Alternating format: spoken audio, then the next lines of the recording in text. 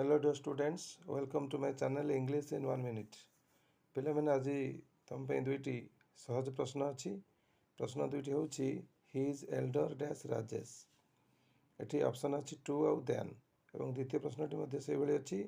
He is older dash Rajesh eighty option अच्छी to आउ then तेणु आमर प्रथम प्रश्नर जो उत्तर अच्छी ही is Elder dash Rajesh eighty two लगे ना देन लगे एवं his older dash Rajesh eighty two लगे ना देन लगे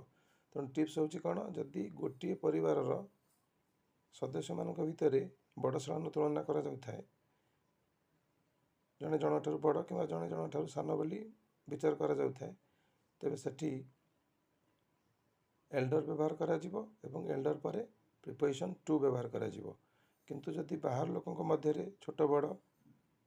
सान बड़ इत्यादि विचार करा जाउथाय तेबे सेठी ओल्डर व्यवहार करा जिवो एवं तापरे कंजंक्शन देन व्यवहार करा जिवो तेणु द्वितीय प्रश्नर उत्तर होउची he is older than Rajesh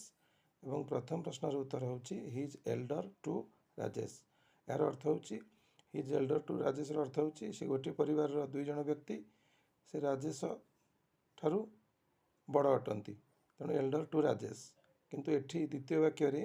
he is elder than Rajesh एटी ही आउ राजेश दुई जण बाहर व्यक्ति अटंती तेणु एटी देन व्यवहार कराई छोट छोट इनफॉर्मेटिव वीडियो देखापी मोर चैनल को सब्सक्राइब शेयर और लाइक करने भूलनी। यही वीडियोटी देखि तुम अशेष अशेष धन्यवाद।